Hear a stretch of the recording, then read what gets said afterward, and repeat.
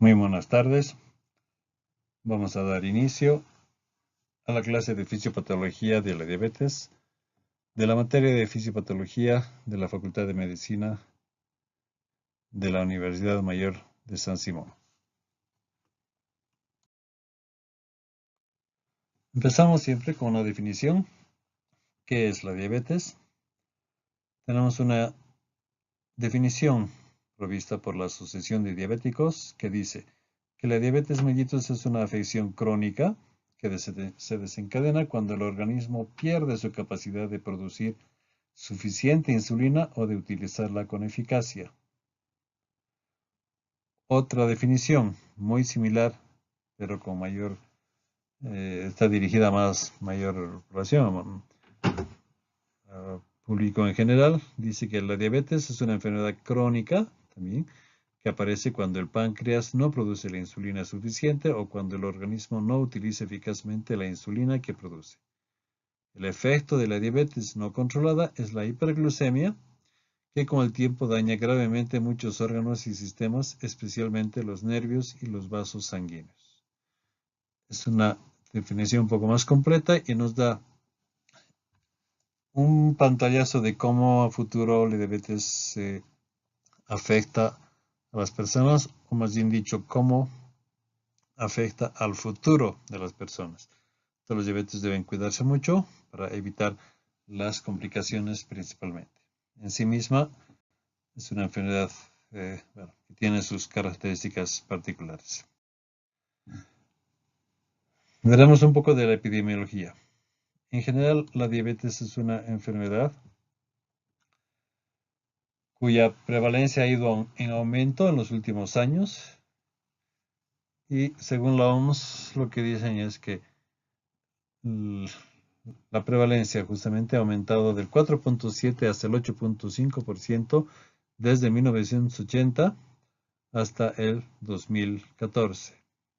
En 34 años casi ha doblado la prevalencia. Entre el 2000 y 2016 se ha registrado un incremento del 5% en la mortalidad prematura por diabetes. Estos dos datos nos indican que se está expandiendo la enfermedad y además está también aumentando la mortalidad. La prevalencia ha aumentado también con mayor rapidez en países de ingresos bajos y medianos, como el nuestro, más que en los países de ingresos altos. Es decir, el perfil epidemiológico de los países pobres está cambiando y ahora es una de las enfermedades más comunes en ese tipo de países, los de ingresos medios y bajos, es la diabetes. A nivel de Bolivia, tenemos este cuadro extraído del Instituto Nacional de Estadística y nos dice que también está aumentando, aunque solo nos muestra 2 años, pero está igualmente aumentando en los 3 tipos de diabetes. La gestacional, diabetes tipo 1 y diabetes tipo 2. Si ustedes ven los cuadros, van aumentando. La diabetes tipo 2, que es la más problemática, más frecuente además, van aumentando. En 2015 teníamos en Bolivia 80.889 casos. Al 2016, o sea, un año, 118.000, o sea, 80, casi 30.000 casos más. Y para agosto de 2017, en agosto ya estábamos alcanzando los 64.000. Igualmente en los otros tipos, en diabetes 1 y diabetes gestacional. ¿Okay? Es decir, que también en Bolivia se sigue la misma tendencia.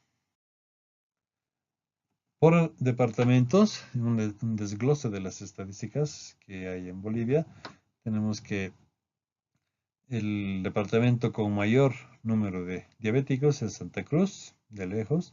Segundo es La Paz y muy cerca Cochabamba. Y los otros departamentos son más cercanos. Vienen después Tarija, Beni, Chuquisaca, Oruro, Potosí y finalmente Pando. Sin embargo, estos datos lo que muestran son casos absolutos, números absolutos, no son relativos. Es más o menos lógico esperar que en Santa Cruz, donde hay más cantidad de población, también haya más. Sin embargo, la diferencia es mucha, ¿no? Es muy grande. Bueno, esa es la situación actual en el país. Bueno, vamos a entrar entonces y a hablar de la enfermedad misma, de la diabetes.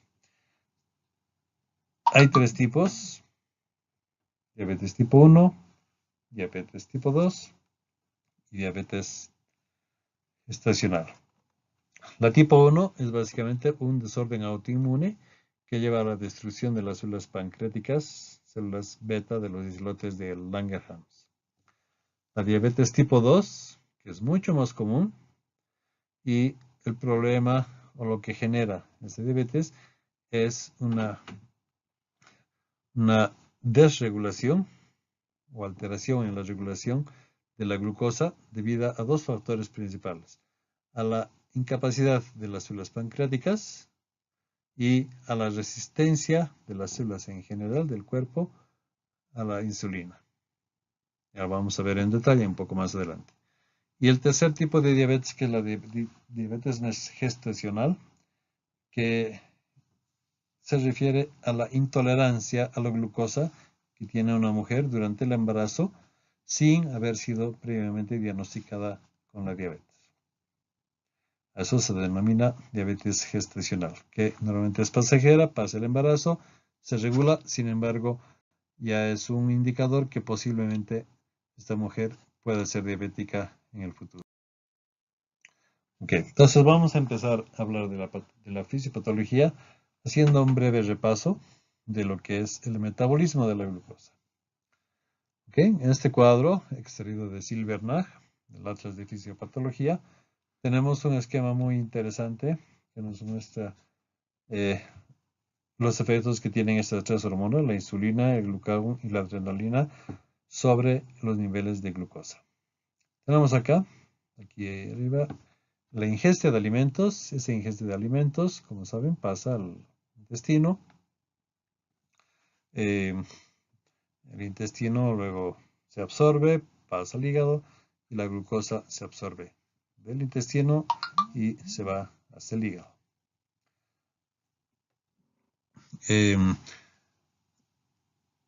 Una parte, bueno, pasa al hígado, luego pasa en circulación, va a ir pasa a diferentes órganos, ¿no? Directamente a los músculos, llega al sistema nervioso central y, bueno, y en general a todos los órganos del cuerpo. ¿Qué es lo importante de este cuadro? Si hablamos de la regulación, vemos que aquí principalmente a nivel del hígado, que es de donde se regula, dependiendo de los niveles de glucosa que hay en sangre, el hígado va a captar más glucosa para mantener la glucosa en los niveles normales, o si hay muy poca glucosa en sangre, va a proporcionar más bien glucosa, va a verter glucosa a la sangre para que vaya a todo el cuerpo y se utilice donde necesite. Si nos vamos aquí un poco en detalle a nivel del sistema nervioso central, la glucosa entra directamente, se consume y su metabolismo termina en lo que termina el metabolismo en general de la glucosa, que es el dióxido de carbono más agua. A nivel del músculo, ¿no? Llega la glucosa por circulación, el músculo capta esa glucosa y va a ir a guardar el músculo como glucógeno, ¿no? Las enzimas obviamente, o lo va a utilizar en la glucólisis, ¿no? Para generar energía. El resultado de eso es, como ya saben, dióxido de carbono más agua, y si la glucólisis es anaeróbica, además se va a añadir un tercer residuo que es el lactato. ¿Okay? Bueno, también en el músculo tienen las proteínas y tiene que estar constantemente sintetizando proteínas, ¿no? Para crecimiento o para reparación del músculo. A nivel del hígado tenemos que esa glucosa se puede almacenar como glucógeno. También se puede ir una parte como glicerol, que a su vez se puede convertir en ácidos grasos, en triglicéridos, ¿no? Y esos ácidos grasos también pueden tener el camino reverso de convertirse primero en glicerol y luego a glucosa, y esa glucosa ser vertida a la sangre en caso de necesidad. Aparte, esa glucosa también, si hay un exceso, se puede convertir en aminoácidos, ¿no? Es la neoglucogénesis. O a partir de los aminoácidos también generarse glucosa. Y los aminoácidos que se generan a partir de ahí, bueno, ser transportados por la sangre hasta el músculo o donde se necesita, ¿no? Principalmente el músculo, en forma de proteínas. Entonces, en este esquema general, la insulina es la que va a promover la utilización de glucosa por las células. El glucagón va a estimular, cuando haya disminución de la glucosa, va a estimular la liberación de glucosa hacia la sangre. De manera que la insulina disminuye los niveles de glucemia después de la alimentación y el glucagón va a aumentar los niveles de glucosa hasta los niveles normales cuando estos niveles en sangre estén bajos.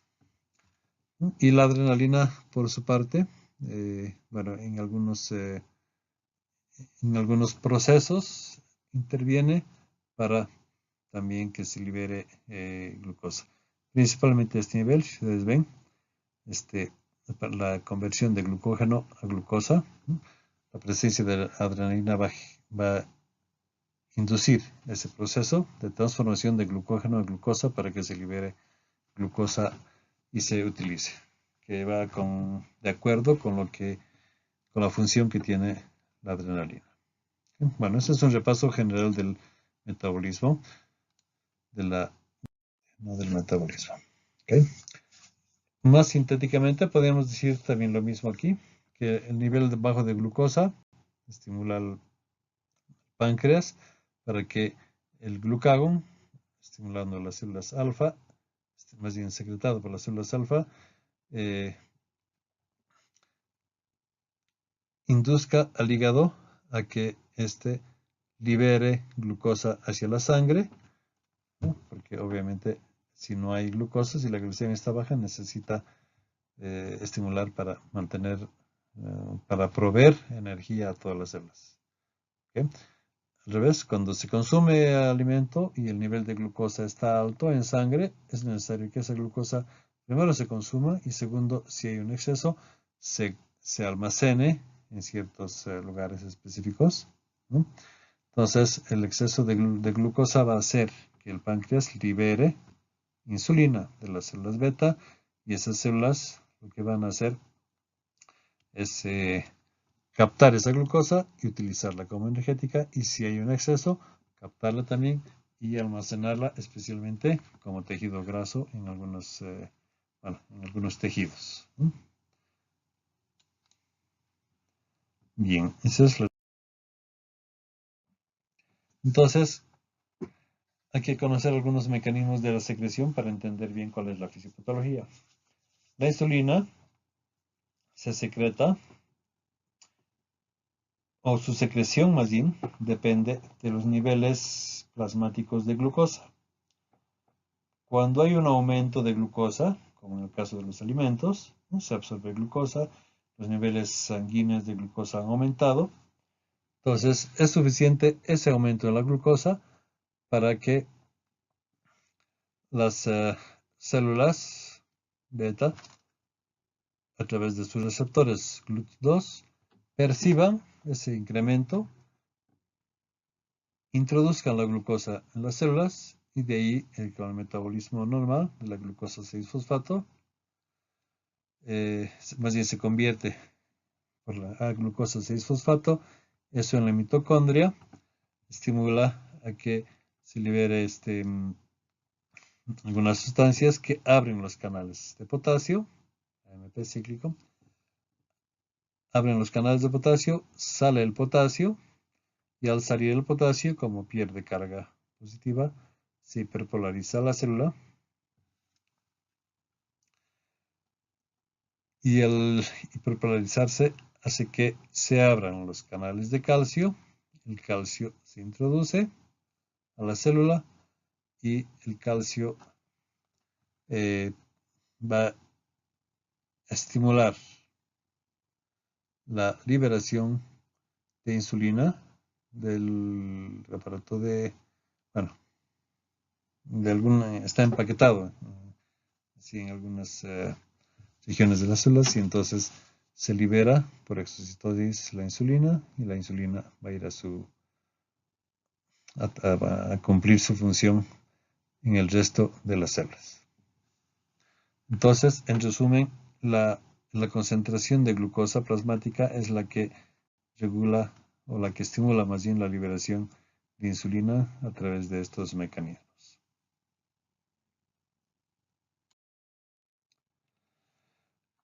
¿Cómo funciona esto? Cuando llega bueno, más bien, digamos, la pregunta es cómo la insulina logra que la célula capte más glucosa. Ese es el mecanismo que vamos a ver ahora. Entonces, cuando se secreta insulina, como hemos visto, esa insulina va a ir a unirse a las células a un receptor específico, ¿no? Un receptor de insulina, que tiene una parte que se llama la unidad alfa. Ahí es donde es el sitio específico para la insulina. Para que funcione siempre tiene que actuar la insulina en par, o sea, en dos moléculas. Entonces, cuando se une la insulina al receptor, se fosforila el sustrato del receptor de insulina, el IRS1, que está aquí adentro. O sea, se produce un cambio conformacional en el receptor, que es una proteína transmembranal, y dentro de eso, en la parte interna de la célula, está el sustrato de insulina, ¿no? El IRS. Estas enzimas, como ve aquí, se fosforilizan y también fosforilizan al sustrato de respuesta de la insulina. Eso, al fosforilar, hace que se active la proteincinasa y esa proteincinasa fosforila al sustrato de respuesta y eso hace que se disparen otras respuestas químicas también dentro de la célula, ¿no?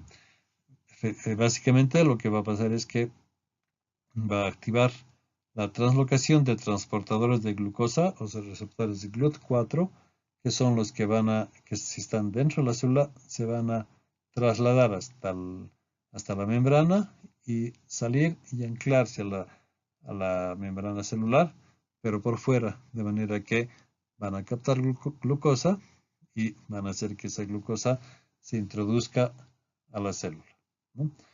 Generando, o sea, el mecanismo por el cual hacen que se introducen es que estos GLUT4 generan una especie de poros, ¿no? Que hacen que pase la glucosa desde el exterior hacia el interior. ¿Ok? Esos son los mecanismos básicos. Entonces, repasando, la liberación de insulina depende de la glucosa y una vez que se libera la insulina, se une al receptor de insulina y ahí por vasos metabólicos de las proteínas, lo que va a hacer principalmente a los receptores de GLUT4 se expresen en la membrana y esos son los que van a captar la glucosa. Entonces, eso es importante para ver cómo se genera la diabetes. Entonces, si hemos definido a la diabetes como la incapacidad o la falta de acción de la insulina, sea porque no hay insulina o porque hay resistencia, vamos a ver cuál es el mecanismo por el que se produce eso.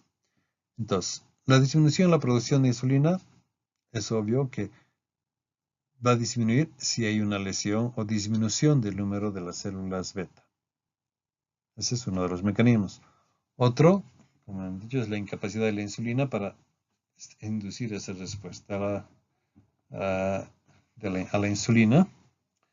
Y otro es el exceso en la producción de la glucosa. Son los tres mecanismos generales, ¿no? Entonces, eso lleva a una ruptura del equilibrio o el nivel, sí, para el equilibrio en la regulación de la glucosa, ¿no? Entonces, cuando hay alteración de las células beta, lo que tenemos es una diabetes 1, pero también en la diabetes 2 hay ruptura de las células beta. Y la resistencia a la insulina es específicamente de la diabetes 2. Ok. Entonces, ¿cómo funciona?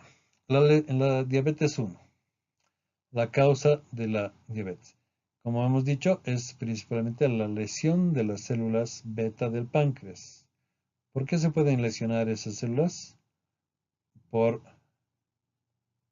un ataque autoinmune, un proceso en el que el mismo cuerpo genera anticuerpos contra esas células y obviamente si hay ese ataque van a ir muriendo las células, de manera que esas células beta se hacen incapaces de secretar la insulina y al no haber insulina, entonces se va a producir una disminución en el ingreso de la diabetes hacia las células, por tanto va a haber una hiperglicemia, ¿no? Y esta a su vez va a tener varias consecuencias porque se altera varios parámetros fisiológicos. En la diabetes mellitus 1 hay dos tipos, la autoinmune, que les digo cuando hay síntesis de anticuerpos o estimulación de ataque hacia las mismas células, ¿no? Eso es lo que se llama diabetes mellitus tipo 1A. Y la otra que es la diabetes mellitus tipo 1B, que se dice así que es de carácter idiopático. ¿Por qué? Sí, porque puede ser una alteración genética o algún otro factor. No se encuentra nada que explique por qué disminuyen esas células beta. Tampoco hay anticuerpos o tampoco hay procesos, o por lo menos no se conocen los procesos que están destruyendo a las células beta. Eso es lo que se conoce como diabetes mellitus tipo 1B de carácter idiopático. ¿Ok? Entonces, la diabetes mellitus A es la que antes se conocía como la diabetes juvenil, ¿no? Para que se dé esa alteración de los anticuerpos que ataquen a las células beta, se encuentra una anormalidad en los genes MHC, especialmente de clase 2. Si se acuerdan, hay dos tipos de genes, entonces son HLA los genes y MHC es el complejo mayor de histocompatibilidad con las moléculas clase 1 y clase 2. Las clase 2 son las que están alterados y en el gen HLA en el cromosoma 6. Hay asociación, aunque no hay demostración, de que este principal gen HLA que está en el cromosoma 6, que es el que genera esta reacción autoinmune, puede estar asociado a algunas infecciones virales como por la parotiditis, la rubiola y el virus Coxsackie B o el citomegalovirus. La diabetes mellitus 1 tipo B o idiopática simplemente es hereditaria, aparentemente es genética, algún mecanismo que hasta ahora no se conoce, pero bueno, y es muy rara, ¿no? Es mucho más común la 1A. La diabetes 2, que es la más frecuente y a la que se van a encontrar mayor cantidad de pacientes. Son las dos alteraciones, como hemos dicho, una en la función de las células beta y también en la insulinoresistencia, o resistencia a la insulina, ¿no? Ambas van a llevar a diabetes tipo 2. Generalmente se entiende que la resistencia a la insulina es el factor más importante para que se genere diabetes tipo 2, ¿no? Entonces, bueno, dentro de estos dos factores van a generar una diabetes tipo 2, pero también podrían haber otros factores como un aumento en la lipólisis, una liberación de ácidos grasos no esterificados y aumento en la producción hepática de glucosa, que también pueden llevar a esta condición clínica que es la diabetes tipo 2. ¿Okay? Bueno, esos son algunos todavía teorías, no están demostradas. ¿Cuál es el mecanismo de la resistencia entonces a la insulina?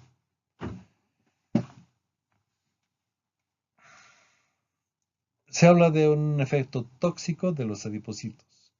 ¿Por qué? Porque los ácidos grasos que son producidos, bueno, que están en los adipocitos, son liberados de esas células y migran hacia otros tejidos, hacia el hígado y el músculo esquelético principalmente. Y se habla que esa presencia de esos ácidos grasos tienen un efecto tóxico. Cuando llegan los ácidos grasos, se activa el diacilglicerol y posteriormente una proteína que es la proteína sinasa C, que fosforila el IRS, ¿no? Pero cuando fosforila, que normalmente fosforila en los aminoácidos tirosina, esta vez con la presencia de los ácidos grasos, por alguna razón deja de fosforilar en la tirosina y más bien fosforila el aminoácido serina. Entonces, el IRS, que es el insumo para la insulina, este IRS1, ya no es, como es fosforilado en otro aminoácido, ya no tiene la capacidad normal de estimular a los receptores GLUT4 para que estos vayan hacia la membrana y generen el poro por donde va a entrar la glucosa. Y como no hay, como el IRS1 no está fosforilado correctamente, no hay producción de GLUT4, por tanto, no hay entrada de glucosa porque no hay por dónde. No va a haber entrada de glucosa hacia la célula y por tanto tampoco va a poder consumir. ¿Okay? Ese es el mecanismo de la resistencia a la insulina. ¿Okay? Está bastante claro, yo creo eso. Resumiendo, es simplemente que la presencia de los ácidos grasos inducen a que la fosforilación sea en otro aminoácido, y ya no sea la tirosina, sino la serina, y eso es suficiente para que las enzimas no funcionen como deben ser, y entonces la función que tiene el IRS1 de llevar el GLUT4, el receptor GLUT4 hacia la membrana, desaparece. Por tanto, no hay poros, no hay entrada de glucosa hacia la membrana. Por otro lado, las células beta también empiezan a disminuir su función. ¿Cuál es el mecanismo? Como hay resistencia a la insulina, entonces sigue habiendo un exceso de glucosa en sangre. Por tanto, si la concentración está elevada, es un estímulo para las células beta todavía producir más insulina. Entonces, va a producir más insulina, y para producir más insulina necesita aumentar su masa celular, ¿no? Se aumenta su masa celular porque hay estímulos ahí previos que dicen si sigue habiendo glucosa, necesitamos más insulina. Entonces se produce un aumento en el número de células, ¿no? Y por entonces empiezan a producir mucha mayor insulina, pero el problema no es la cantidad de insulina, sino la resistencia.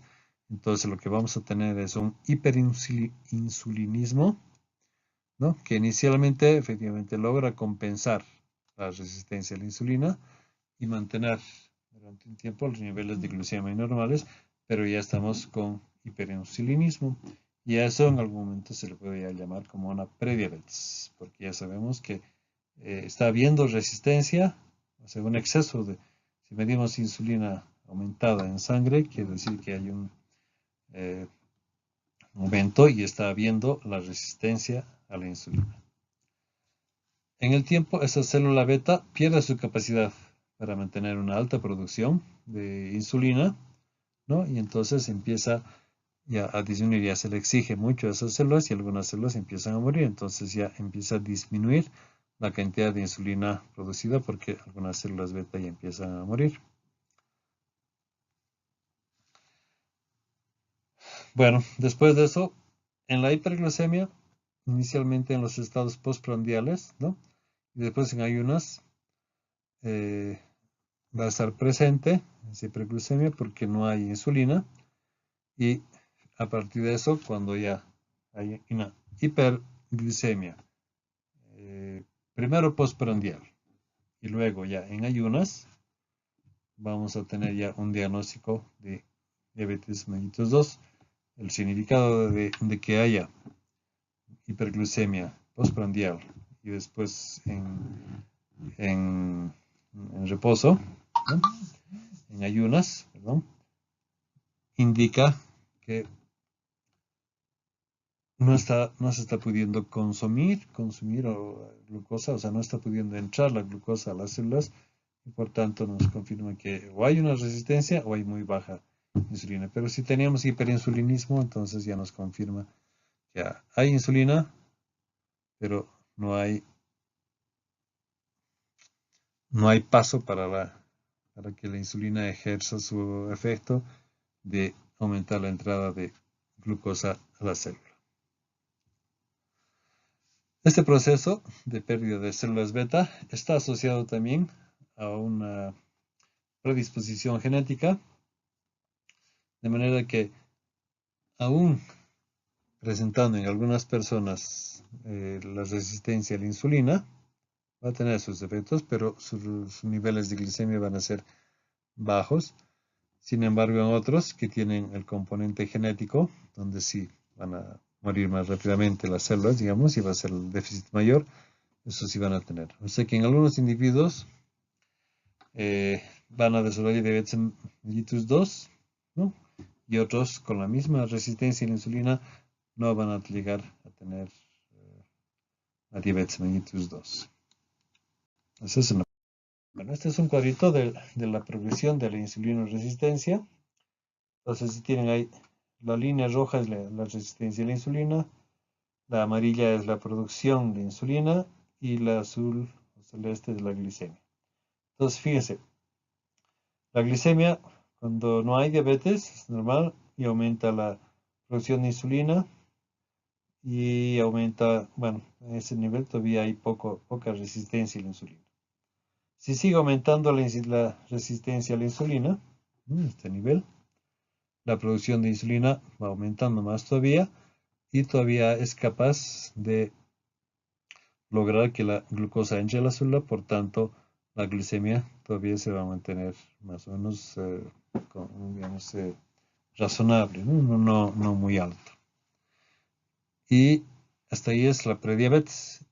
Una vez que siga aumentando la resistencia y la producción de insulina empieza a decaer, los factores que ya hemos descrito, y entonces la glicemia empieza a subir.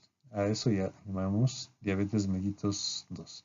Y es en ese sentido que va progresando la insulinoresistencia y los efectos que tiene sobre sobre la glicemia.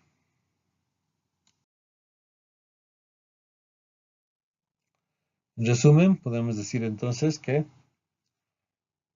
hay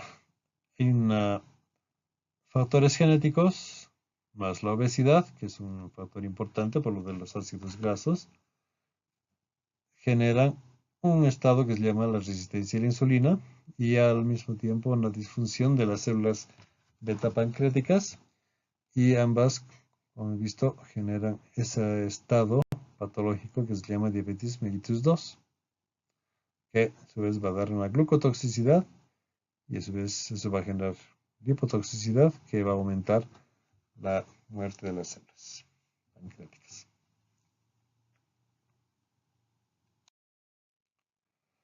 Bien, en todo este proceso hay otras sustancias que son importantes que se llaman las incretinas, que son sustancias que se producen en el intestino y se liberan en respuesta a la ingestión de nutrientes, especialmente glucosa, ¿no? Entonces, cuando se ingiere glucosa, se liberan las incretinas y lo que son estas son secretagogos, ¿no? O sea, aumentan la liberación de insulina. ¿Okay? Las dos hormonas incretinas más importantes son el polipéptido inhibidor gástrico, o GIP, y el péptido 1, que es similar al glucagón, o GLP-1.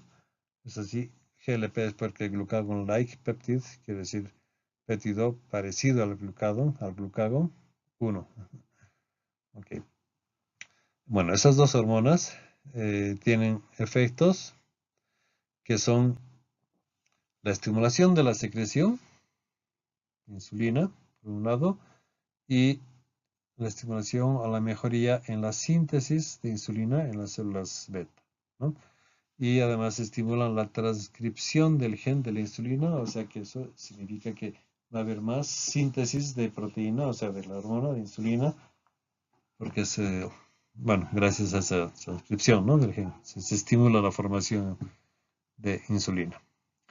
El principal efecto de la GLP-1, ¿no?, es la secreción de insulina y subsecuentemente la supresión de la liberación de ácidos grasos libres. O sea, estas dos hormonas incretinas son realmente importantes en la regulación de la glucosa. Entonces, en general, los que contribuyen a la hiperglucemia son el efecto de las incretinas, la secreción de insulina por páncreas, la disfunción de los neurotransmisores, la reabsorción de glucosa a nivel renal, la secreción de glucagón por las células de pancreatitis, la producción hepática de glucosa y la recaptura de glucosa por el músculo y finalmente la lipólisis. Ok, todo eso lleva a la hiperglucemia.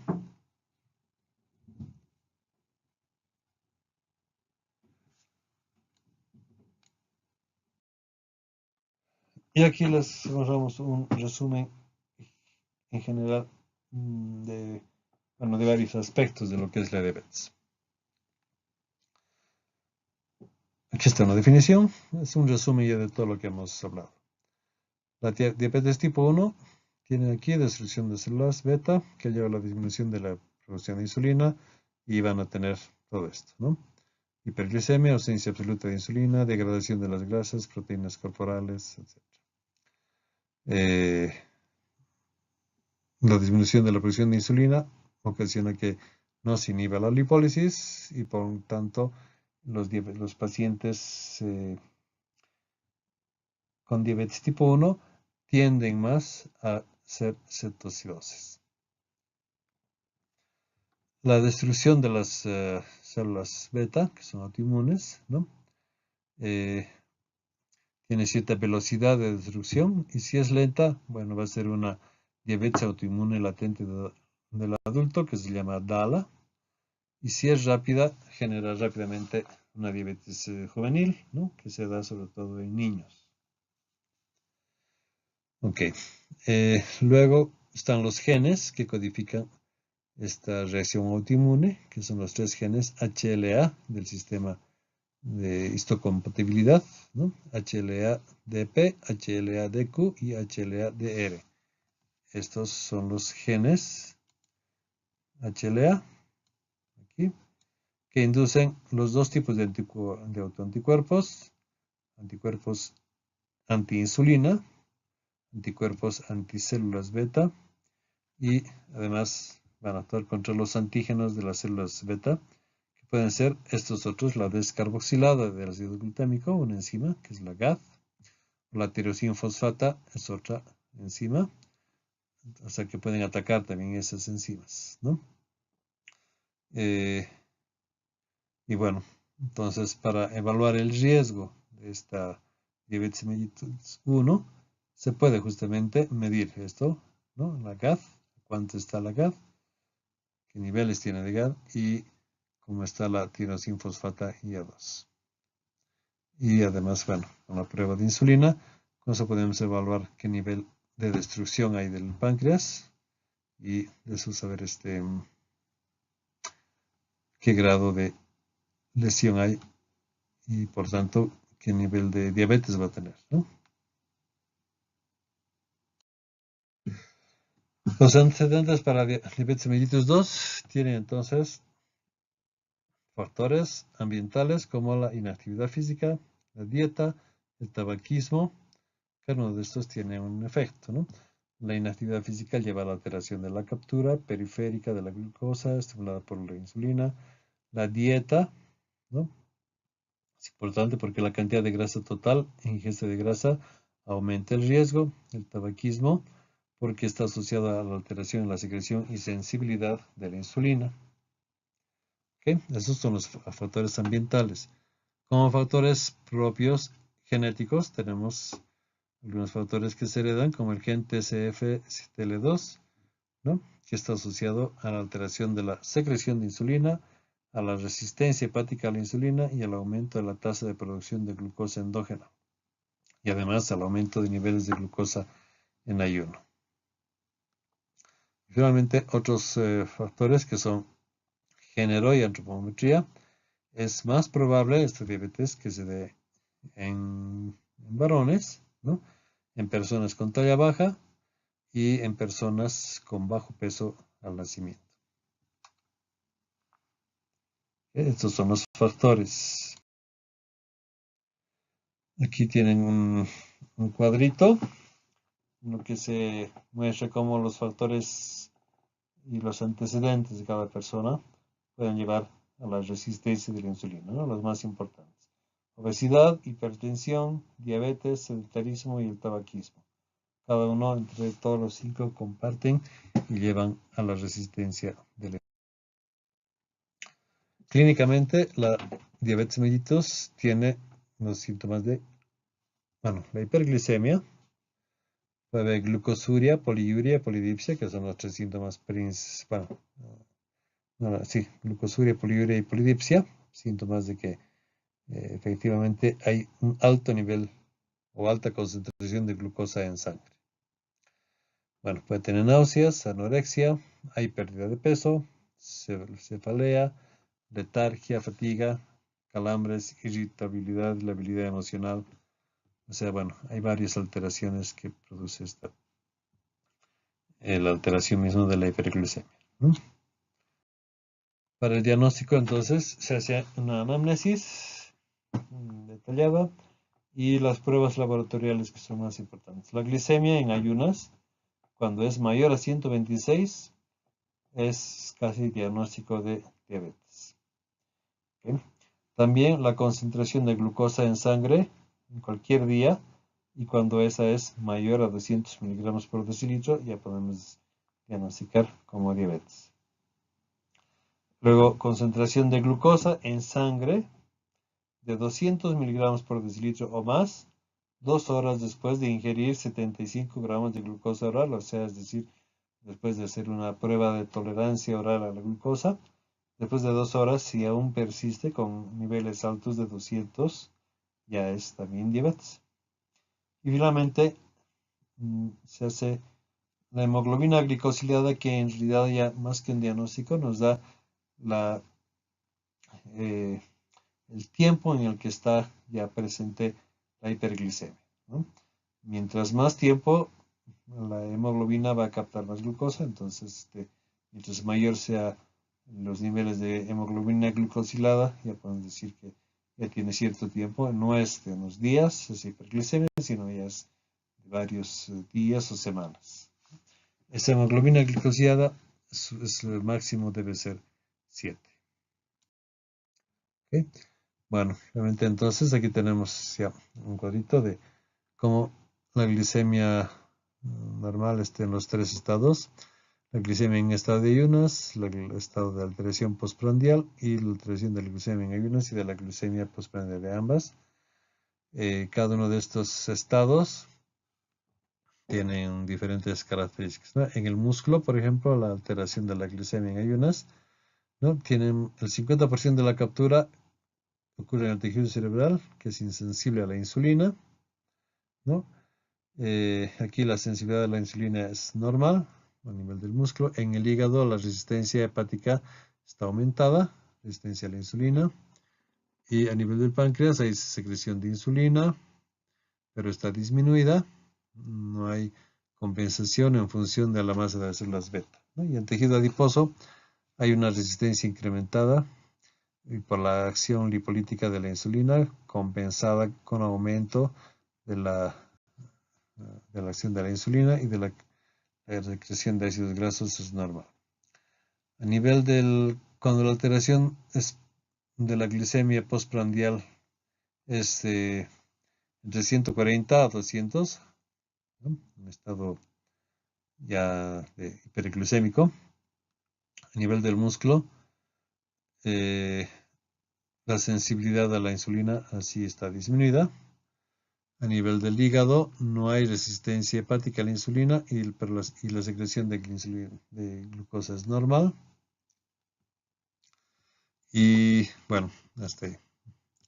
Luego la resistencia, bueno, en el tejido adiposo la resistencia incrementa la acción lipolítica de la insulina, pero no compensa la acción de ácidos grasos, ¿no? La secreción de ácidos grasos, perdón, está aumentada.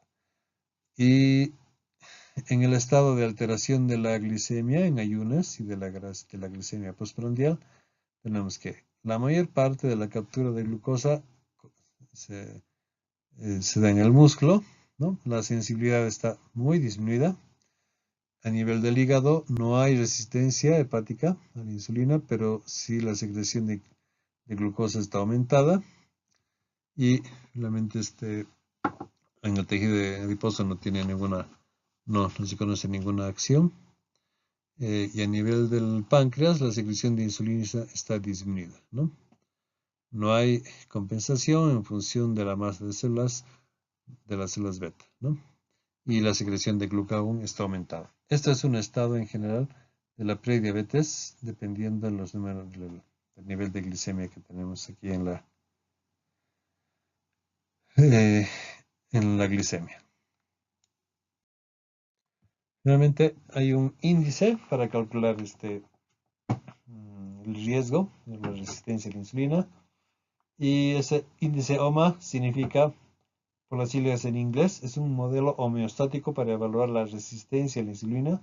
Por eso es Homeostatic Model Assessment, ¿no? Assessment es evaluación, HO es homeostático, M model y A assessment, evaluación del modelo de homeostasis de la resistencia a insulina. Ese es el índice OMA.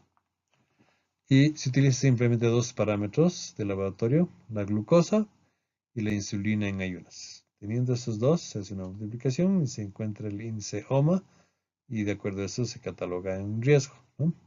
Lo que hace este índice es valorar si existe un bloqueo o resistencia periférica a la acción de la insulina y evalúa indirectamente la función de las células beta del páncreas. Y predice el riesgo de progresión a diabetes y o síndrome metabólico.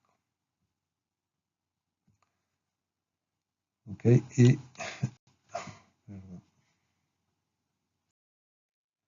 las complicaciones principales de la diabetes 2, sobre todo, es retinopatía diabética, nefropatía diabética, polineuropatía diabética, la aterosclerosis, hipertensión arterial, la disfunción eréctil y el pie diabético.